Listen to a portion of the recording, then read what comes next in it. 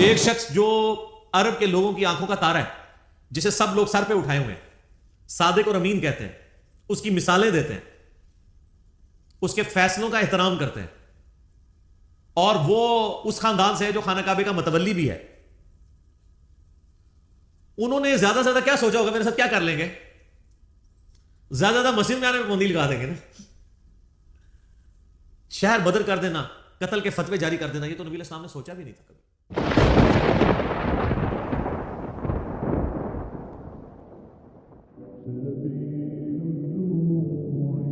یہ جو سورۃ المدثر کی شروع کی آیات ہیں، یہ نبی صلی اللہ علیہ وآلہ وسلم پہ جو شروع کی وحی نازل ہوئی ہیں ان میں سے ایک ہے.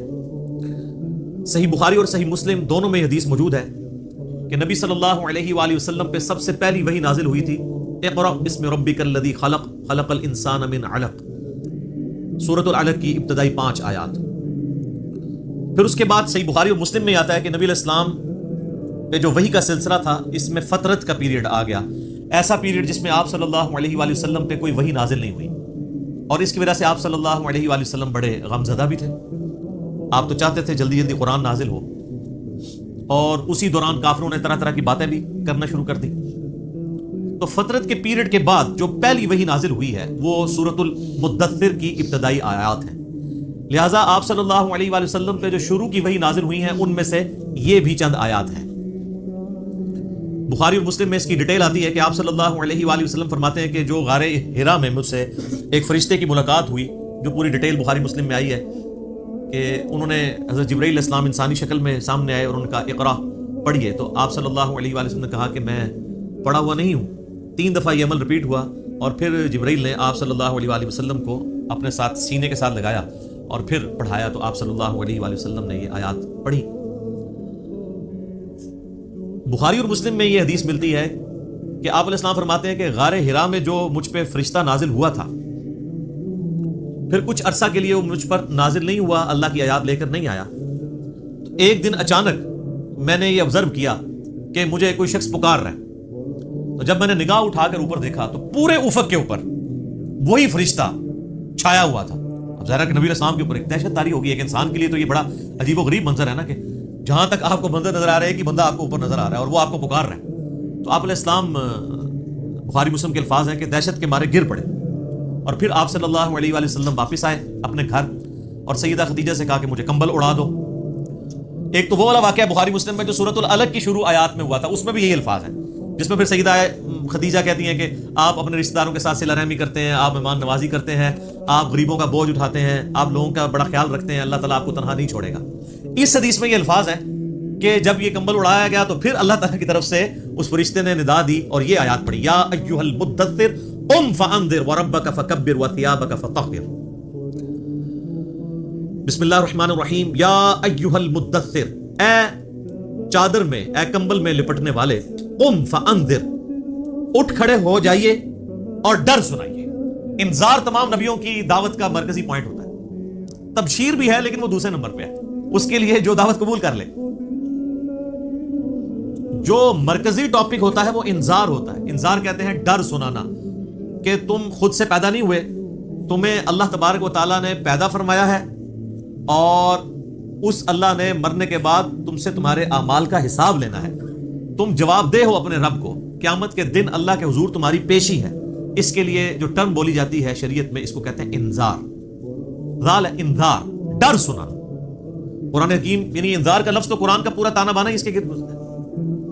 وَأُوحِيَ إِلَيَّ هَذَا الْقُرْآنُ لِأُنذِرَكُمْ بِهِ وَمَنْ بَلَغَ، سورۃ الانعام آیت نمبر 19. اے نبی علیہ السلام فرما دیجئے کہ قرآن مجھے اس لیے وحی کیا گیا، اس قرآن کے ذریعے میں تمہیں بھی ڈر سناؤں اور جس تک یہ دعوت پہنچے. تو یہاں پہ بھی ڈر سنانے کے لیے کہا جا رہا ہے کہ آپ دعوت و تبلیغ کا کام یعنی قیام النہار والا کام اعلانیہ شروع کر دیجئے. وَرَبَّكَ فَكَبِّرْ، اور اپنے رب کی بڑائی بیان کیجیے، یعنی بڑائی ایسی کہ جیسا حق ہے. ایک بڑائی تو اپنی زبان سے بیان کرنا ہے نا، وہ تو آپ دیکھ لیں ہماری اسلام کی جو عبادات سینٹرڈ اراؤنڈ جس کلمے کے ہیں نا، وہ اللہ اکبر ہے. آپ جانور بھی ذبح کرتے تو کیا پڑھتے؟ بسم اللہ واللہ اکبر. صحیح مسلم میں تکبیرات موجود ہیں. پھر آپ عید کی جو تکبیرات ہیں جو صحابہ کرام سے نقل ہوئی ہیں، تابعین سے، المصنف ابن ابی شیبہ میں، اللہ اکبر لا الہ الا اللہ واللہ اکبر اللہ اکبر وللہ الحمد. پھر یہ بھی آئی ہیں اللہ اکبر کبیرہ والحمد للہ کثیرہ وسبحان اللہ بکرۃ واصیلہ۔ پھر سر جو آپ 5 وقت نماز پڑھتے ہیں، 17 فرض رکھتے پڑھتے ہیں، ہر رکعت میں جو انتقال ہے ایک رکن سے دوسرے رکن میں وہ تکبیر کے ساتھ ہے، سوائے رکوع سے اٹھتے وقت سمیع اللہ لمن حمدہ، باقی سب تکبیرات ہیں۔ 4 رکعت کی نماز کے اندر 22 تکبیرات آتی ہیں، 6 تکبیریں پہلی رکعت میں، 6 ہی تیسری میں، اور 5 تکبیرات دوسری رکعت میں، اور 5 ہی چوتھی میں۔ یعنی ایون رکھتے جو ہیں ان میں اللہ اکبر آتا ہے 5 دفعہ، اور جو آڈ رکھتے ہیں طاق رکھتے ہیں ان میں اللہ اکبر آتا ہے 6 دفعہ۔ 22 تکبیرات۔ تو آپ ذرا یہ دیکھ لیں، پھر باقی نمازوں کی ساری پھر سنتیں ملائیں تو سب اللہ اکبر ہی ہے۔ تو یہ تو کلمات ہیں کہ آپ نے اللہ کی بڑائی بیان کرنی ہے، بڑائی اللہ کے لیے ہے۔ ویسے ہم لفظی ترجمہ کر دیتے ہیں اللہ اکبر، اللہ سب سے بڑا ہے، یہ سمجھانے کے لیے ہوتا ہے۔ اصل اس کی جو اپروپریٹ ٹرانسلیشن اردو میں بنے گی وہ یہ ہے کہ تمام بڑائیاں، تمام بزرگیاں اللہ کے لیے۔ عموماً ہم جب اردو میں بڑائی کا لفظ بولتے ہیں نا کہ کوئی بڑا ہے، تو اس سے پھر ہمیں وہ ذرا سائز ذہن میں آنا شروع ہو جاتا ہے۔ اللہ تعالیٰ کے لیے تو اس طرح کی تمثیل نہیں ہے نا، لیس کمثلہ شیء وہو السمیع البصیر، اللہ کی مثل کوئی شے نہیں ہے، وہ سننے والا ہے، دیکھنے والا ہے۔ بڑائیاں، تمام طرح کی خوبیاں، بڑائیاں، بڑے سے بڑے آنر کا جو لفظ ہے، کوئی صفت ہے، وہ اللہ کے لیے خاص ہے۔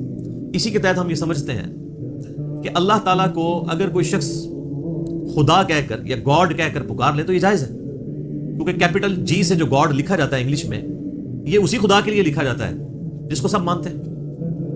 فارسی میں خدا کا لفظ اللہ کے لیے بولا جاتا ہے۔ لہٰذا یہ جو اہل حدیث نے ایک فتنہ کھڑا کیا ہوا ہے اسماء و صفات کا، اور وہ یہ کہتے ہیں یہ خدا کا لفظ بولنا یا گاڈ کا لفظ بولنا یا اللہ کے لیے کوئی بھگوان کا لفظ بول لے تو یہ کوئی اسماء و صفات کا مسئلہ بن جائے گا، یہ کوئی شرکیہ مسئلہ ہو جائے گا۔ تو یہ ان کے ایک ذہن کی آپ سمجھ لیں کمزوری ہے، ایسا نہیں ہے۔ قرآن عربی میں نازل ہوا ہے، قرآن سے پہلے جتنی کتابیں الہامی ہیں وہ تو دوسری زبانوں میں نازل ہوئی ہیں۔ وَإِن مِّن أُمَّةٍ إِلَّا خَلَا فِيهَا نَذِيرٌ، اللہ تعالیٰ فرماتا ہے کوئی ایسی امت نہیں گزری جس میں ہم نے کوئی نہ کوئی ڈر سنانے والا نہ بھیجا۔ تو ایک تکبیر تو ہے کہ آپ نے الفاظ بولنے ہیں، اور ایک تکبیر جو مشکل تکبیر ہے وہ دعوت و تبلیغ کا کام ہے کہ اللہ کی بڑائی بیان کرو جس طرح کے بیان کرنے کا حق ہے۔ دنیا پہ اللہ کی بڑائی قائم کر کے دکھائی ہے اللہ کے محبوب صلی اللہ علیہ وآلہ وسلم نے، یعنی وہ هو الذی ارسل رسولہ بالہدی ودین الحق لیظہرہ علی الدین کلہ ولو کرہ الکافرون ولو کرہ المشرکون۔ وہی اللہ ہے جس نے الہدا یعنی قرآن اور دین حق کے ساتھ اپنے پیغمبر کو مبعوث کیا تاکہ اسے تمام ادیان پر غالب کر دے، خواہ کافر اس کا برا مانے۔ مسند احمد میں حدیث ہے، نبی علیہ السلام فرمایا قیامت اس وقت تک قائم نہیں ہوگی جب تک کہ دنیا کے ہر گھر میں میرا پیغام نہ پہنچ جائے اور لوگ چاہتے ہوئے یا نہ چاہتے ہوئے اس دعوت کو قبول کر لیں۔ اچھا، یہ بات صحابہ کرام کو تو شاید سمجھ نہ آئی ہو کہ یہ کیسے پاسبل ہے کہ دنیا کے ہر گھر میں اتنا بڑا ڈیٹا کون رکھ سکتا ہے؟ لیکن سر آج یوٹیوب حافظہ اللہ، گوگل دامت برکاتوں عالیہ، اسلام کے بارے میں کوئی اسٹڈی کرنا چاہے تو اس تک نہیں بات پہنچ سکتی، پہنچ کی ہوئی ایک واقعہ ہوتا ہے پوری دنیا کے اندر وہ واقعہ پہنچ جاتا ہے۔ تو یہ ایک میڈیا کی برکت سے یہ ساری چیزیں، اور پھر جب یہ یعنی ایک مزید آگے معاملہ بڑھے گا تو پھر تو دعوت الحمدللہ گھر گھر تک پہنچے گی۔ تو اس رب کی بڑائی بیان کرو، ایک تو بولنے کے اعتبار سے، باقی پریکٹیکلی بھی اس کے لیے آپ اللہ تعالیٰ کے گواہ بن کر کھڑے ہو جائیں اور انسانیت کے اوپر حجت تمام کریں۔ جامعہ ترمذی میں ایک حدیث موجود ہے، دلائل النبوہ امام بیہقی کی کتاب میں موجود ہے صحیح سند کے ساتھ، اور مشکات المصابیح کی 3 جلد کے اندر بھی آپ کو مل جائے گی۔ سیدنا جابر بن عبداللہ رضی اللہ تعالیٰ عنہ پوچھتے ہیں نبی علیہ السلام سے، اے اللہ کے محبوب صلی اللہ علیہ وآلہ وسلم، آپ پر نبوت کب واجب ہوئی؟ آپ کب نبی بنائے گئے؟ تو آپ صلی اللہ علیہ وآلہ وسلم نے فرمایا، میں اللہ کے ہاں اس وقت بھی خاتم النبیین لکھا ہوا تھا جبکہ آدم علیہ السلام ابھی روح اور جسم کے درمیان تھے۔ ایک روایت میں آتا ہے کہ آدم علیہ السلام ابھی مٹی اور پانی کے درمیان تھے، میں اللہ کے علم میں اس وقت بھی خاتم النبیین لکھا ہوا تھا۔ ظاہر اللہ کے ڈیوائن نالج میں تو تھا۔ میں دعائے ابراہیم ہوں، میں عیسیٰ کی بشارت ہوں، میں اپنی ماں کا وہ خواب ہوں جو انہوں نے پیدائش کے وقت دیکھا جب میری پیدائش ہوئی، کہ ان کے لیے ایک ایسا نور ظاہر ہوا جس سے شام کے محلات بھی روشن ہو گئے ان پر۔ یعنی نبی علیہ السلام کی پیدائش کے وقت آپ علیہ السلام کی والدہ کو خواب کے ذریعے بشارت دی گئی کہ آپ سے جو بچہ پیدا ہونے والا ہے اس کی حکومت بالآخر رومن امپائر کے اوپر بھی حاوی ہو جائے گی، اور پھر لوگوں نے دیکھا۔ تو لیکن یہ جو ہم جس نبوت کے یعنی مبعوث ہونے کا ذکر کر رہے ہیں وہ نبی علیہ السلام کی مبارک زندگی کے 40ویں سال کے بعد کا معاملہ ہے۔ آپ علیہ السلام پیدائشی طور پر پیغمبر تھے لیکن مبعوث نہیں ہوئے تھے، اللہ کی طرف سے آپ کی بعثت نہیں ہوئی تھی، اللہ کی حفاظت میں ضرور تھے، نبی تو اللہ کی حفاظت میں ہوتا ہے، لیکن نبی کو یہ خود نہیں پتا ہوتا کہ میں اللہ کا پیغمبر ہوں جب تک کہ اللہ اسے مبعوث نہ کرتا۔ سورہ شورى میں واضح ہے ما كنت تدري ما الكتاب ولا الایمان، اے نبی قرآن کے نزول سے پہلے نہ تو آپ کتاب سے واقف تھے اور نہ ایمان کی تفصیلات کو جانتے تھے، بلکہ اللہ نے اس کتاب کو آپ کے لیے ہدایت کا ذریعہ بنایا۔ وَإِنَّكَ لَتَهْدِي إِلَىٰ صِرَاطٍ مُسْتَقِيمٍ، اور اب آپ بھی لوگوں کو سیدھے راستے کی طرف بلاتے ہیں۔ حتیٰ کہ صحیح بخاری میں سیدنا ابوبکر صدیق رضی اللہ تعالیٰ عنہ کا ایک بڑا خطرناک قسم کا خطبہ موجود ہے۔ خطرناک میں اس لیے کہہ رہا ہوں کہ پاکستان میں 295C لگی ہوئی ہے، ورنہ حضرت ابوبکر میں فٹ کر دیتے ہیں جو انہوں نے ڈاکٹرائن بتائی ہوئی ہے۔ صحیح بخاری میں خطبہ موجود ہے، میرا ایک یوٹیوب پہ کلپ بھی ہے، صحیح اور بخاری اور مسلم سے قرآن کے فضائل پہ 8 احادیث، اس میں نے یہ حدیث بتائی تھی کہ سیدنا ابوبکر جب خلیفہ بنے رضی اللہ تعالیٰ عنہ علیہ السلام، تو انہوں نے جب پہلا خطبہ دیا تو اس میں ان کے الفاظ ہیں کہ اللہ تعالیٰ نے محمد صلی اللہ علیہ وآلہ وسلم کو اس کتاب کے ذریعے ہدایت دی۔ ذرا الفاظ سن لیں، محمد کو اللہ نے اس کتاب کے ذریعے ہدایت دی اور اب تم نے یہ کتاب کا پیغام ان کی امت تک آگے پہنچانا ہے۔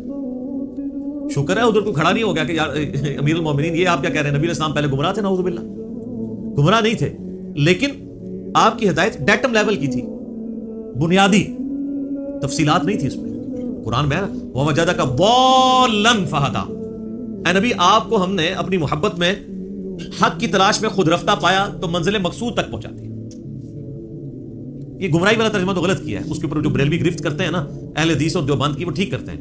ضال کا مطلب نبی علیہ السلام کے لیے گمراہی نہیں ہوگا، ضال کا ایک مطلب کسی کی محبت میں ڈوبنا بھی ہوتا ہے، جیسا کہ یوسف علیہ السلام کے بھائیوں نے اپنے والد کے بارے میں کیا کہا تھا، ان ابانا لفی ضلال مبین، ہمارے ابا جان تو اس بیٹے کی محبت میں ڈوب چکے ہیں۔ وہ یہ تو نہیں کہہ رہے ہمارا ابا گمراہ ہو گیا ہے، وہ یہ کہہ رہے تھے کہ یہ اس ایک بیٹے کی محبت میں ڈوبا ہوا ہے، ہمیں بھی ذرا توجہ دے۔ تو یہ وَوَجَدَكَ ضَالًّا فَهَدَىٰ، اس کا ترجمہ جو ہے وہ احمد بریلوی صاحب نے ٹھیک کیا کہ تمہیں اپنی محبت میں خود رفتہ پایا تو منزل مقصود تک پہنچا دیا۔ تو قرآن کے ذریعے اللہ تعالیٰ نے آپ علیہ السلام کی ہدایت کو کامل کیا۔ تو نبی پیدائشی طور پہ نبی ہوتا ہے لیکن اسے پتہ نہیں ہوتا جب تک مبعوث نہ ہو جائے، ورنہ تو بخاری مسلم میں جو حدیث آتی ہے کہ نبی علیہ السلام کو جب پہلی دفعہ فرشتہ نظر آیا تو آپ کی حالت جو ہوئی ہے، مطلب آپ تو خوش ہو جاتے کہ میں 40 سال سے انتظار کر رہا تھا، شکر ہے تو آ گیا۔ الٹا آپ علیہ السلام پریشان ہو گئے، حتیٰ کہ بخاری مسلم کے الفاظ ہیں سیدہ خدیجہ سلام اللہ علیہا ان کو اپنے کزن برقہ ابن نوفل کے پاس لے گئی۔ انہوں نے جب نبی علیہ السلام کی کنڈیشن سنی، وہ نابینا ہو چکے تھے، انہوں نے کہا یہ تو وہی لگتی ہے، وہی والی وہی جو موسیٰ علیہ السلام پہ نازل ہوئی تھی۔ تو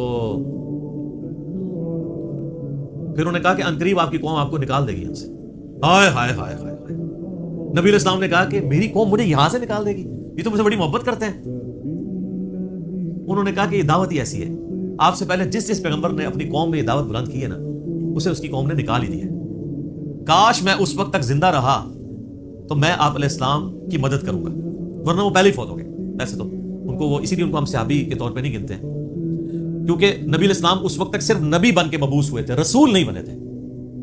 اس وقت سورۃ العلق کی آیات نازل ہوئی تھی، رسول تب بنے جب یہ آیات نازل ہوئی ہیں کہ اب آپ کھڑے ہوں اور لوگوں کو دعوت و تبلیغ کا کام کریں۔ پہلے صرف یہ تھا کہ آپ کے اوپر وہ حقیقتیں آشکار ہوئی تھی، اور 40ویں سال یہ معاملات شروع ہو گئے تھے۔ صحیح مسلم میں حدیث ہے کہ نبی علیہ السلام نے فرمایا کہ میں اس پتھر کو بھی پہچانتا ہوں جو بعثت سے پہلے مجھے سلام کیا کرتا تھا۔ تو آپ کو اشارے ملنے شروع ہو گئے تھے کہ آپ کے ساتھ کوئی ایکسٹرا آرڈنری معاملہ ہونے والا ہے، ورنہ آپ دیکھیں نا آپ گزر رہے ہو اور پتھر آپ کو سلام کر رہا ہو تو بندے کو ایک بار انہیں چیزوں کا آئیڈیا ہونا شروع ہو جاتا ہے کہ کوئی میرے ساتھ ایکسٹرا آرڈنری۔ اور پھر آپ دیکھ لیں کہ آپ علیہ السلام پہ جب یہ سارے معاملات ہوئے نا تو اللہ نے آپ کا دل کیسا مضبوط کیا کہ ایک لمحے کے لیے بھی آپ کو یہ خیال نہیں آیا کہ میں کسی غلط راستے پہ چل رہا ہوں۔ ایکسپیرینس واقعی پہلا تھا، اس کی وجہ سے آپ پریشان ضرور ہوئے لیکن آپ کا کانفیڈنس کبھی لوز نہیں ہوا کہ یہ کیا ہو رہا ہے، ایسا نہیں کبھی ہوا۔ وہ اللہ نے دل مضبوط کیا، اور یہ پیغمبر کے ساتھ غیبی تائید ہوتی ہے اللہ کی۔ بعض اوقات پیغمبر جو ہے وہ بچپنے میں ہی بولنا شروع کر دیتے ہیں، سورہ مریم میں آتا ہے، سورہ آل عمران کے اندر آتا ہے کہ حضرت عیسیٰ علیہ السلام جو ہیں وہ ماں کی گود میں بھی کلام کر رہے ہیں۔ اللہ تعالیٰ چاہے تو، اور وہ کیا کہہ رہے ہیں کہ مجھے اللہ نے پیغمبر بنایا ہے، مجھے کتاب دی ہے اور مجھے مبارک بنایا ہے، اور میں اپنے ماں باپ، میں اپنی ماں کے ساتھ اس نے سلوک کرنے والا مجھے بنایا ہے۔ سلام ہو اس دن پر جس دن میں پیدا ہوا، جس دن میں مروں گا اور جس دن میں اٹھایا جاؤں گا۔ یہ ساری گفتگو کر رہے ہیں ماں کی گود میں. ان کو اللہ نے اسی وقت مبعوث کر دیا. اکثر انبیاء کو اللہ تعالیٰ نے 40 سال کی عمر میں مبعوث کیا، کیونکہ 40 سال کی عمر جو ہے نا یہ میچورٹی کی عمر ہے. حضرت موسیٰ علیہ السلام کو بھی 40 سال کی عمر میں مبعوث کیا. اس کے بعد انسان یعنی دنیا کے سارے حقائق دیکھ چکا ہوتا ہے، اتنے ایکسپیرینس اس کو آ چکے ہوتے ہیں کہ وہ آپ ایک بڑے لیول کی دعوت کو لانچ کر سکتے ہیں. اور جو لوگ ذرا اس سے پہلے شروع ہو جاتے ہیں دعوت کے حوالے سے، تو وہ اللہ تعالیٰ کی طرف سے کوئی ایکسٹراڈنری کسی کے ساتھ معاملہ ہو سکتا ہے، جس طرح حضرت عیسیٰ علیہ السلام تھے. اور جب انہوں نے یہودیوں کو ایڈریس کرنا شروع کیا ہے، اس وقت ہارڈلی آپ کی عمر 25 سال تھی حضرت عیسیٰ علیہ السلام کی، جب یروشلم میں جا کے انہوں نے یہودی پادریوں کو للکارنا شروع کیا. بڑے بڑے بزرگوں کی گستاخیاں جب حضرت عیسیٰ نے شروع کی اس وقت ان کی عمر صرف 25 سال تھی.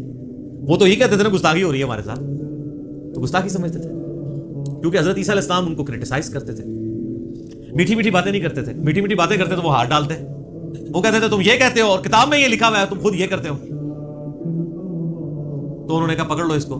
قتل کے درپے ہو گئے. وہ تو اللہ تعالیٰ نے ان کو زندہ اٹھا لیا، ورنہ وہ تو قتل کر ہی دیتے حضرت عیسیٰ علیہ السلام کو. تو اس میں میں ایک بڑا تلخ جملہ بولتا ہوں کہ حضرت عیسیٰ علیہ السلام جو یہودیوں نسل تھے، یہودیوں نے اپنے علماء کے زیر اثر ان کے قتل کے اوپر آمادگی ظاہر کر دی. یہ علماء کا فتنہ اتنا بڑا فتنہ ہے کہ یہ فتنہ وقت کے پیغمبر کے خلاف بھی کھڑا ہو جائے تو اس کو بھی دنیاوی طور پہ فیل کر دیتا ہے.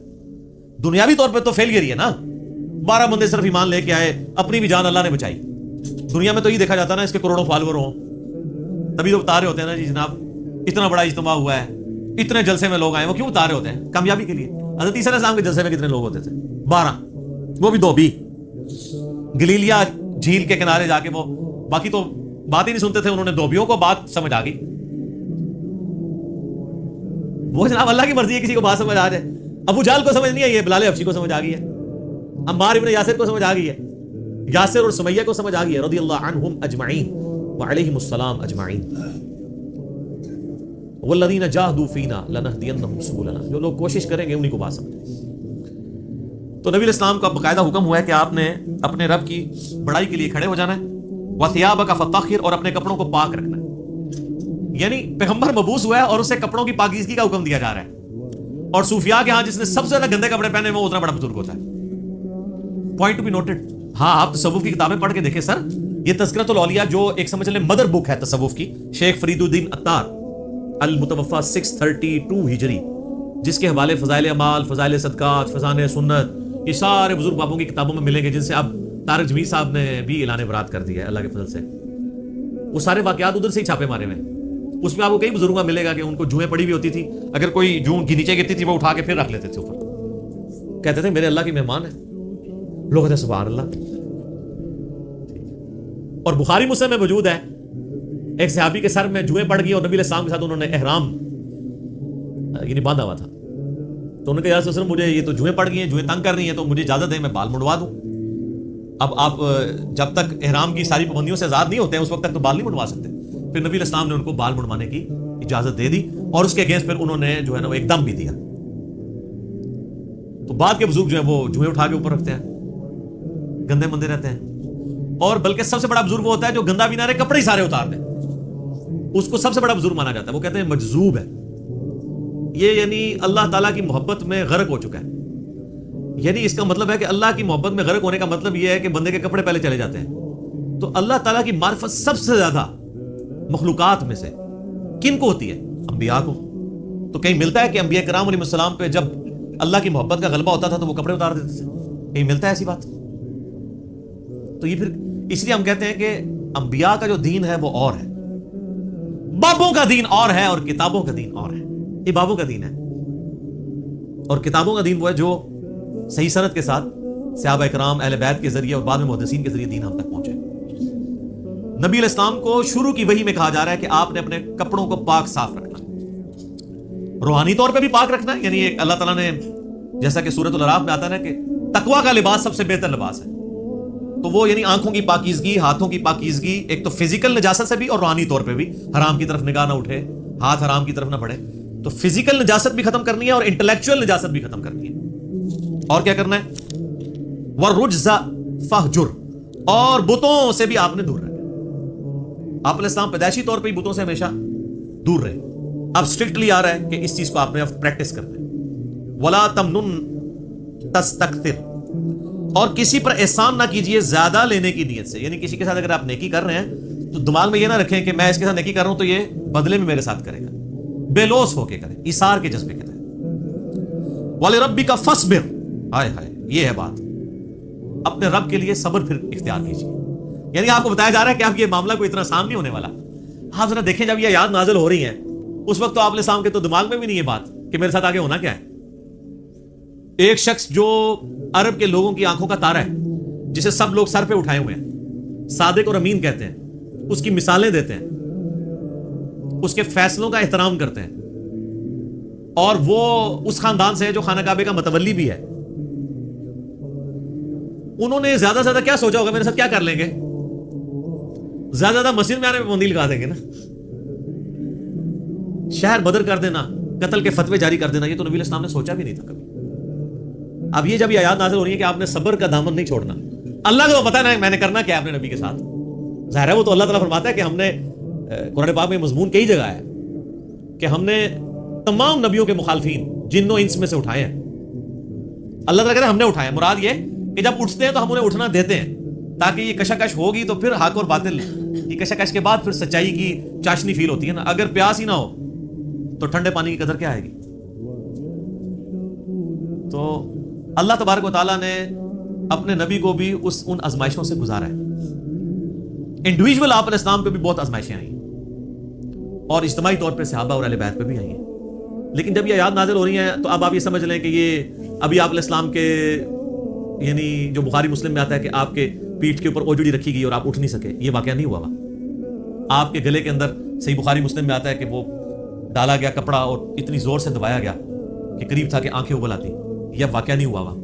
طائف کا واقعہ نہیں ہوا کہ جس میں پتھر اتنے مارے گئے کہ مبارک خون سے جوتیاں بھی بھر گئیں. یہ واقعہ نہیں ہوا. پھر قتل کے فتوے کے رات کے وقت سیدنا ابوبکر کو ساتھ لے کے اور مولا علی کو اپنے بستر پہ لٹا کے آپ علیہ السلام ہجرت کے لیے نکل گئے. یہ واقعہ بھی نہیں ابھی ہوا. اور سر پر مدینے میں تو لائف ہی پوری ڈائنامک، جاتے ہی یہودی متھے مار لگ کے جا کے منافقین، اوپر سے کلمہ پڑھ لیا، پیچھے سے وہ یعنی جڑیں کاٹتے رہے. پھر غزوہ بدر میں جو کچھ ہوا، احد میں تو نبی علیہ السلام کے دانت بھی شہید ہو گئے اور آپ کی شہادت کی خبر مشہور ہو گئی، اس قدر آپ کا خون بہہ گیا.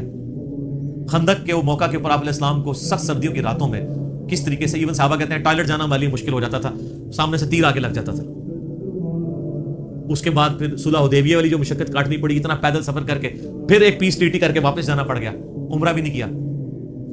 پھر غزوہ خیبر والی جو ایک معاملہ آیا وہ کئی ہفتوں تک. اس کے بعد پھر فتح مکہ کے لیے 10,000 کے صحابہ کو کے لشکر کو لے کے نکلے رمضان کے مہینے کے اندر. ہم لوگ ادھر ایسی میں بیٹھے ہوئے اور پھر ختم نہیں ہوا معاملہ. فوراً فتح مکہ کے 3-4 مہینے کے بعد قبیلہ حوازن کے ساتھ جو ہے وہ جنگ غزوہ حنین ہو گئی. 12,000 کا لشکر تھا. بس تکبر کے جملے نکل گئے کچھ اصحاب سے کہ ہم 313 تھے تو غالب آئے تھے، آج تو ہم ہے ہی بہت ہیں. تو قرآن کے الفاظ ہیں، اللہ تعالیٰ نے یقین کریں کہ اتنے سخت الفاظ کے اندر جسے کہتے ہیں نا میڑا مارتے ہوئے، تانا دیتے ہوئے بات کی ہے. اللہ نے فرمایا تم نے یہ بات کی، تمہیں تو کہنا چاہیے تھا اللہ کی مدد سے فتح ہوئی تھی. تو دیکھ لو جب تم نے یہ جملہ بولا تو دیکھو تمہیں راستہ بھی نہیں پھر ملا بھاگنے کا. 80 بندے بخاری مسلم میں آتا ہے نبی علیہ السلام کے ساتھ رہ گئے صرف. 12,000 میں سے 80 بندے، باقی سب بھاگ گئے. وہ سامنے سے تیر ہی ایسے لگے ان کو. وہ تیر کے بڑے ایکسپرٹ تھے قبیلہ حوازن کے لوگ. اور پھر پیرلل میں جناب اور رومن امپائر نے نبی علیہ السلام کا سفیر قتل کر دیا. آپ نے غزوہ موتا کے لیے جو ہے وہ وہاں بھی مہم روانہ کر دی زید ابن حارثہ کی سرکردگی میں. اتنے معاذوں کے اوپر پیرلل میں. اور پھر اس کے بعد غزوہ موتا کے بعد پھر وہ غزوہ تبوک کے لیے آپ علیہ السلام خود، جسے وہ جیش العسرہ کہا جاتا ہے، تنگی والا جو مارکا. تو اور آخری وقت بھی آپ کیا فرما رہے ہیں، آخری جو آپ آگے خطبہ دے رہے ہیں بخاری مسلم میں، وہ لشکر اسامہ بھیج رہے ہیں. اتنی مشکل لائف شروع سے لے کے اینڈ تک. اور یہ تو باہر کی لائف ہے جو اندر آپ کو تکلیفیں اٹھانی پڑ رہی ہیں. بیویاں کہہ رہی ہیں کہ جی اس طرح ہمارا گزارا نہیں ہوگا، پھر قرآن نازل ہو رہا ہے کہ نہیں اسی طرح گزارا کرو. تو کئی معاذوں کے اوپر. اب یہ سارے معاذ اگر آپ کے ذہن میں ہونا تو پھر آپ یہ آیت پڑھیں والی ربی کا فصبر، اے نبی علیہ السلام آپ نے اللہ کے لیے صبر کرنا ہے. ابھی تو بڑے بڑے مراحل آنے ہیں. فَإِذَا نُقِرَ فِي النَّاقُورِ، اور پھر جب سور پھونکا جائے گا، فَذَلِكَ يَوْمَئِذٍ يَوْمٌ عَسِيرٌ، تو وہ دن بڑا سخت ہوگا. علی الکافرین غیر یسیر، کافروں پر آسان نہیں ہوگا. ذرنی ومن خلقت وحیدا،